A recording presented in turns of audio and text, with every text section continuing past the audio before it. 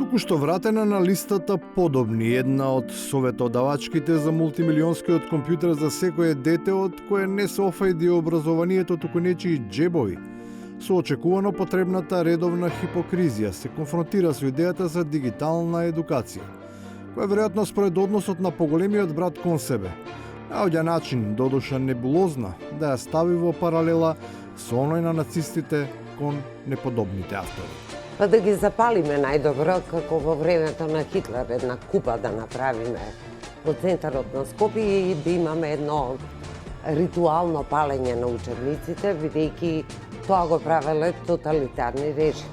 Партиските стратези, чија идеолошка матрица е спиритус мовен за политичкото делување, изгледа дека промовираат блискост со токму такви едноумни диктаторски принципи на владење. Па инсистирајќи на приклучок кон нив, како аргумент, ги користат своите предвидувања за расплетот во кој според нив една од големите сили веќе и ги има спакувано коферите. И паметно е да бегаат, затоа што ќе бидат уништени. Значи, Кина можда ќе биде третина или половина уништена, они ќе бидат 100% уништени. За Русија мислам дека ќе биде 5% уништена, они ќе бидат 100% уништени. Зашто системите што ги имаат русите се толку брзи и толку прецизни што оние не може да парираат. Токму такви се и проспектите кон Унијата. Таа се разбира не е до толку уништена, но на неа се гледа како на нужно зло, кое всушност и нема да има голем придонес за развој. Туку ако биде, според стручната анализа, нема да се земат предвид долгорочните процеси, туку ќе има за цел да предизвика само инстант ефект.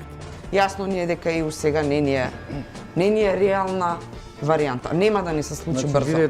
И дека евентуално меѓувладината конференција која би се случила, реално е само за спас на актуелната политичка партија на власт да се задржи тука каде што е.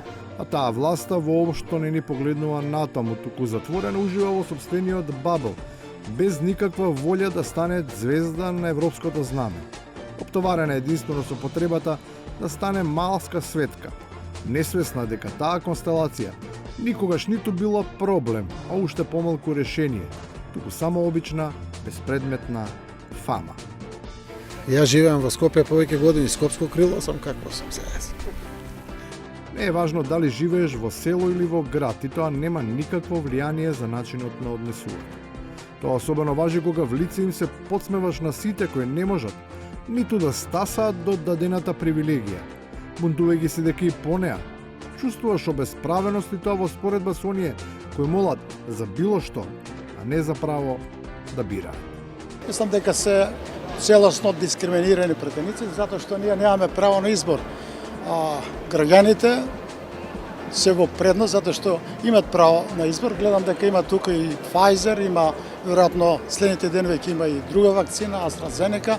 Претениците се насочени со да бидеме вакцинирани со Спутник.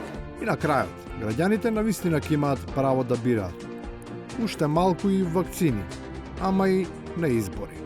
До тогаш, шоуто продолжува. Немојте да мислите дека некој ви се плаши. Немојте да мислите дека некој ќе дозволи да правите што сакате во оваа зграда.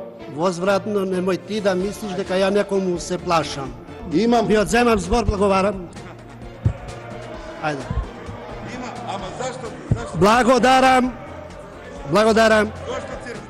Со вака неустрашиви борци, ама само за збор, Македонија тешко дека ќе добие нешто. Оти на неа е веќе доста од оратори. Таа бара дела.